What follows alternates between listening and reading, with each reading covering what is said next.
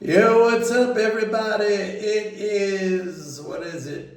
Tuesday, March 26th. My little grandson was born today. That's my second grandchild. Was born today at, I believe it was at 12:19 a.m. So just at the beginning of March 26th. His name is Marlon Norman. So I got a little granddaughter who's 3 years old, and now I got a little grandson. All right, folks, what are we going to talk about today? I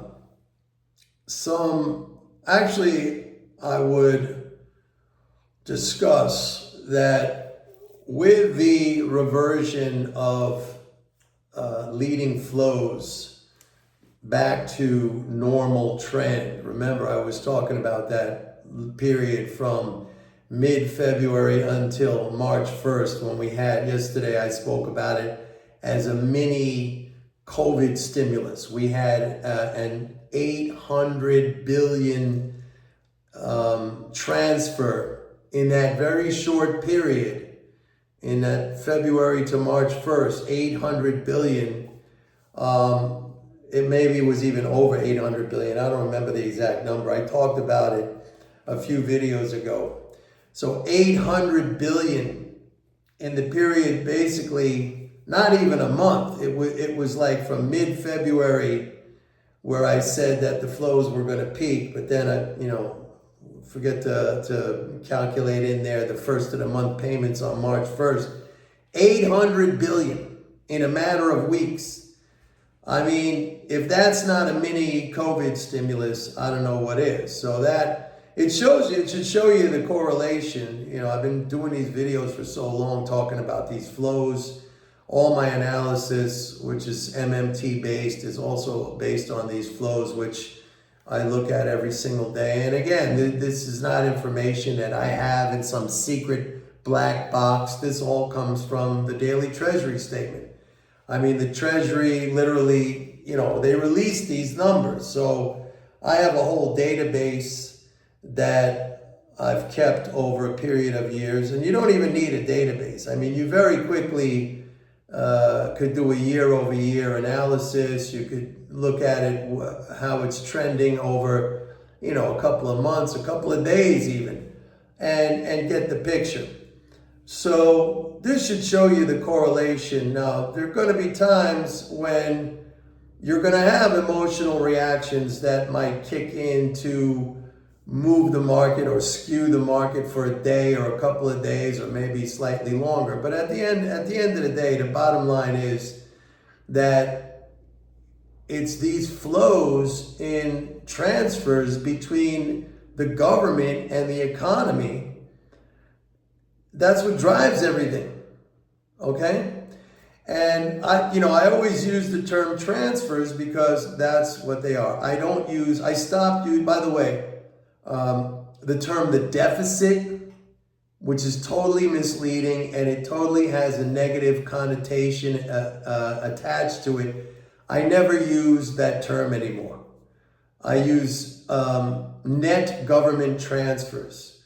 So if you're talking about the deficit for this year so far, the fiscal year, I think it's something like 857 billion. I call it net government transfers because that's what it is. I mean, that's a transfer to the non-government, to the economy. And I just don't use the term deficit anymore because it's a one-sided term. And like I said, it has a negative connotation. And I've spoken in the past about the use of language and how important that is. Not just to communicate to other people, as I try to do with you people, but also for you, for your brain. I mean, it's very instrumental in programming the way you understand things. And that has, over time, when you do that, when you're very careful about the language you use, it has a profound impact on your behavior. And I've talked about this in the past, like people when the market is going down, let's say you hear people say, I got killed, I got destroyed. They use this terminology, which is very inflammatory and it's very scary, and it has, almost a death-like connotation to it. I got killed, I got destroyed. So like your brain hears that, your subconscious mind hears that, and you might think it's silly that I talk about this stuff, but it's really not. If psychologists will tell you the same thing, maybe not with respect to investing, but they will tell you the same thing just about language and the use of language and how you choose your words. What terminology do you use? How do you frame it? I've talked about this as well, framing of a situation, like when things are down and people allow themselves to get very emotional and very depressed about it and frightened, as opposed to saying, hey, this is a great opportunity. I've used the example in the past of let's say you had a favorite consumer item. Could be like a car that you love, a Corvette or a Mercedes or something, or it could be, some other consumer item like some kind of designer apparel or something like that. I don't know. Or you have your eye on a piece of real estate that you've been hoping to buy. And when the price goes down, what happens? You're excited about that. You're excited about that. You see that as an opportunity. You see that as a deal. Whereas, when it happens to people in the investment realm, they see that as a frightening and a scary situation. Now, I can understand if you are in the stock market, which I am. I get it. I guess that people look at it in a negative because they see, the balance on their brokerage account goes down. But that's temporary. Over time, the stock market is going to reflect the growth in the economy, the advancement in innovation and technology, the improvement in standard of living, that sort of stuff. So, you really have to switch to a different way of looking at things. I've recently started to use the terminology net government transfers. I don't use deficit anymore. I just think that's an outmoded and it gives the wrong message.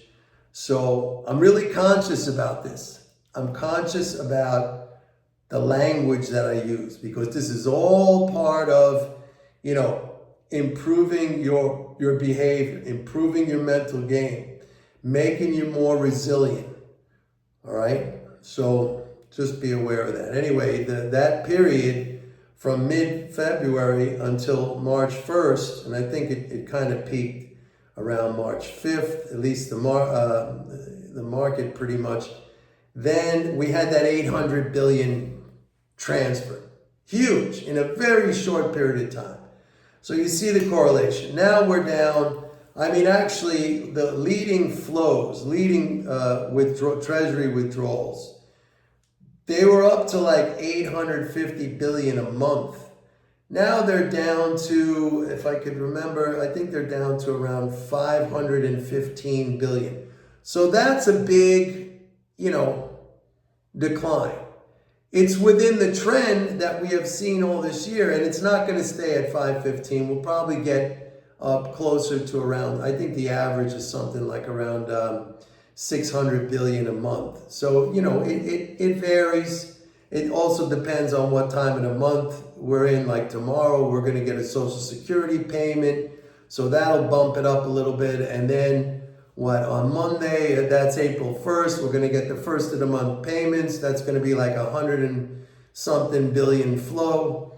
So it'll pop back up again. But that 850 billion that we saw in that spike, that's it for the year. That happens regularly around this time, in the mid-February to the early March period. Why is that? Because February we get a quarterly interest payment, okay? And then it comes very quickly after that. We get the first of the month, the March 1st payments.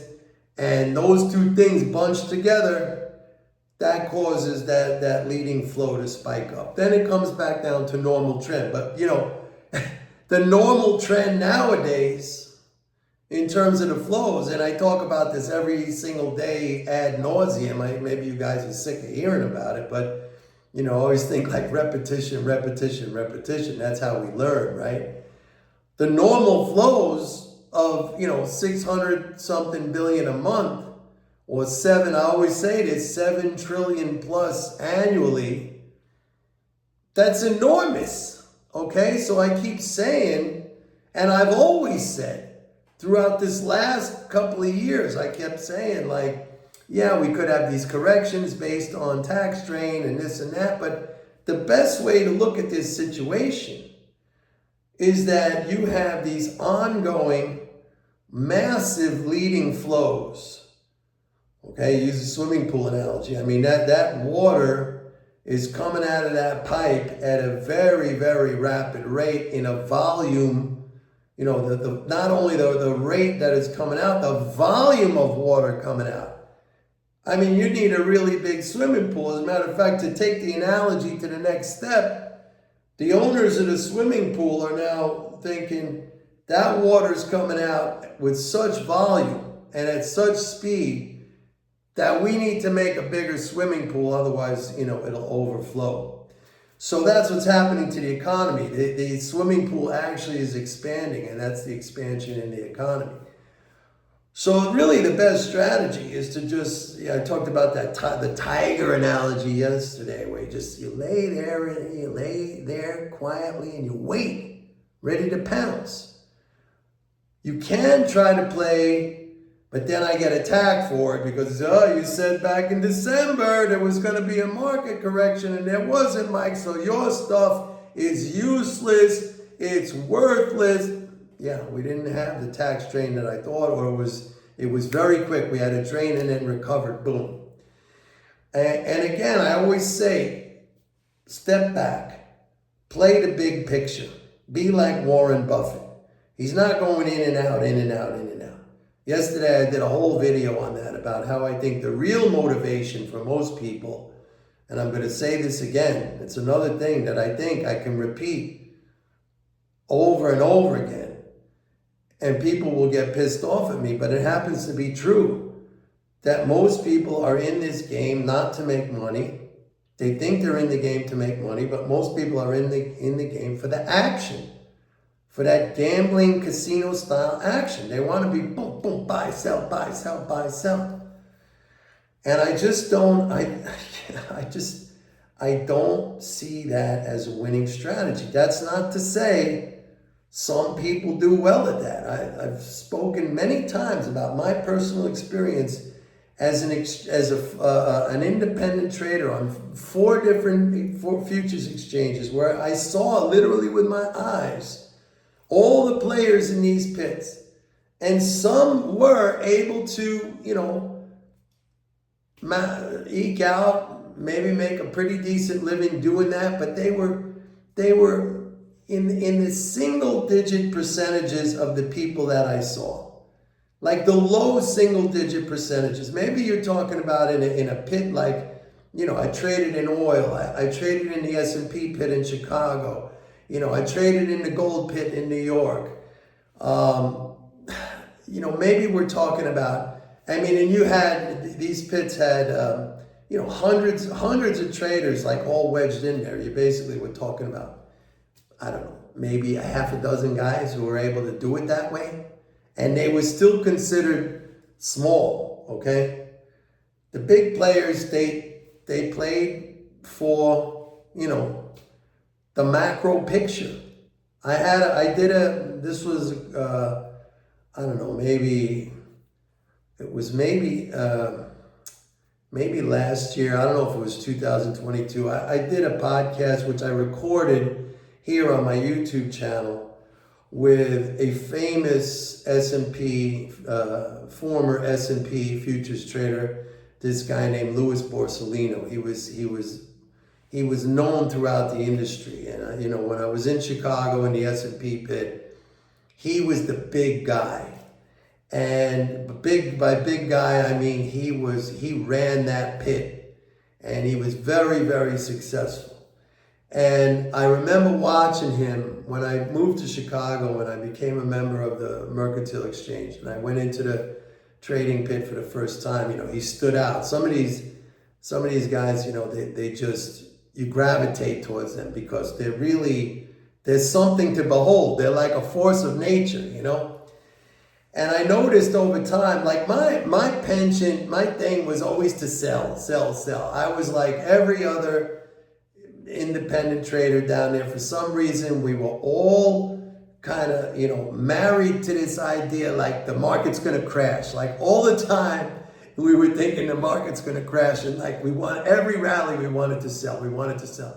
And I noticed all the time that this guy Borsellino, he was always on the buy side. And he made millions, and he was, you know, he became very, very wealthy. He was already very, very wealthy when I got down there. You know, there's a famous story. He told it on my podcast when I had him on as a guest. You know, he talked about his biggest trade ever, single trade ever, was in the market crash of 1987.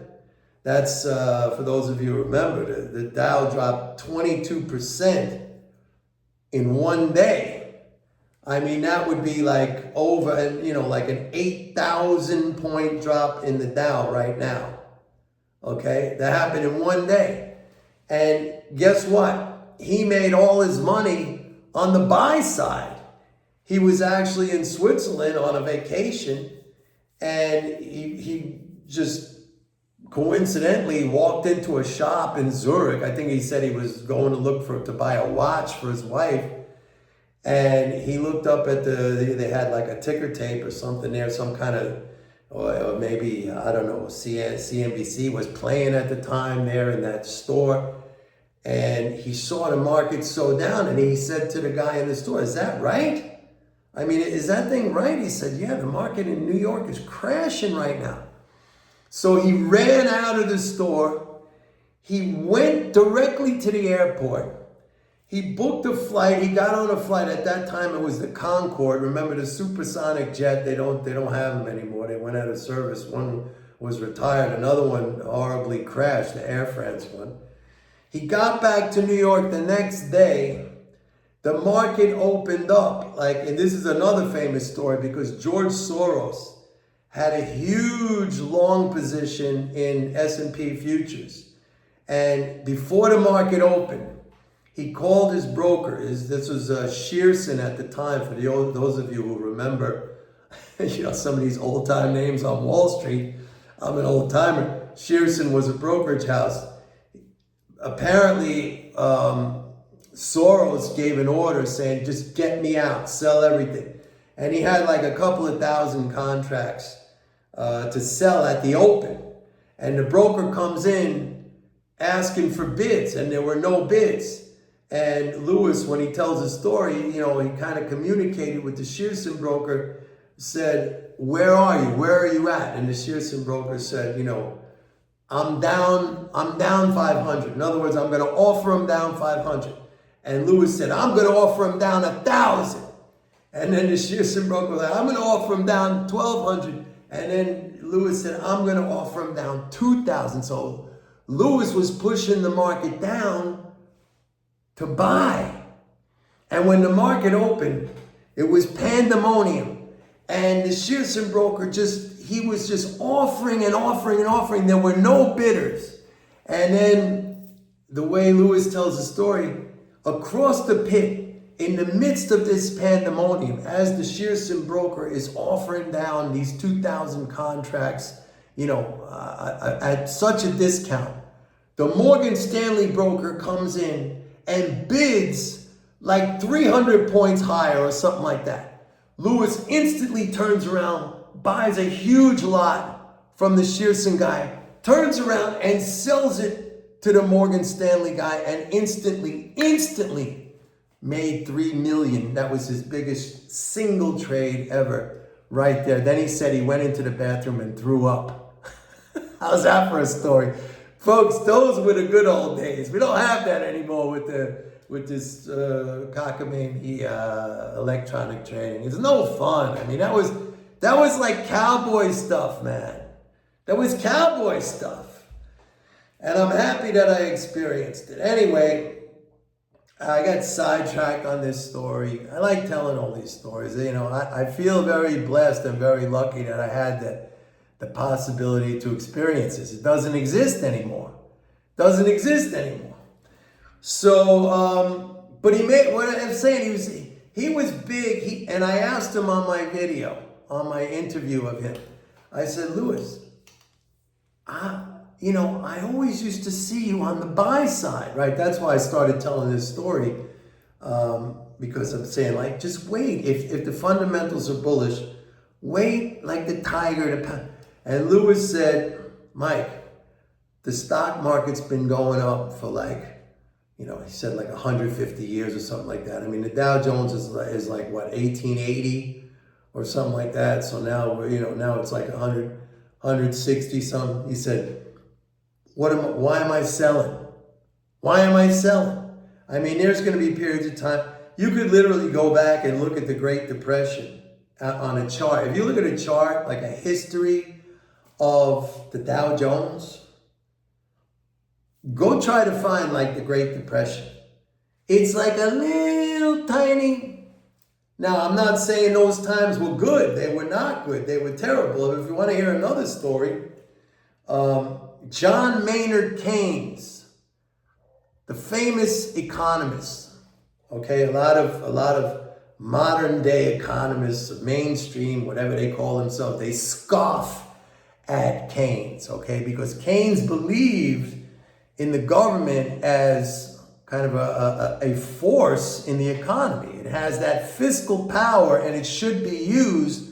You know, it's basically the stuff that MMT talks about, not that necessarily promoting that as a policy, but saying have an understanding of that. Okay, the monetarists all think of, you know, government fiscal as something negative, but MMT guys, we just say just understand what it is, okay? But Keynes, this is the story I'm going to get into, then I'll leave you guys. Keynes was not just an economist. He was also a very active investor and trader, not like today's economists who are just, they just talk, they don't know shit, they never put them, and if they had to depend on their trading and their investing, they would need to find other jobs easily. Don't forget, they get paid to give that bad advice. They don't actually invest themselves. I don't think so anyway. Keynes went long into the Great Depression. He was in stocks. He took a bath initially when everything went down, okay? And then in 1933, when Roosevelt took the United States off the gold standard, okay, domestically, we were still on the gold standard internationally, but he took it off domestically, Keynes doubled down on his position. And that was the bottom of the depression. We started the economy slowly, and you know, you had all this these programs that FDR set forth, you know, like the Work Progress Administration and all this stuff, and the economy started to come back, and Keynes ended up, at the end of his life, he was a very, very wealthy man from his trading and investing. Anyway, that's my story for today. I hope you enjoyed it. I enjoyed telling it. And I'll see you guys tomorrow. Bye.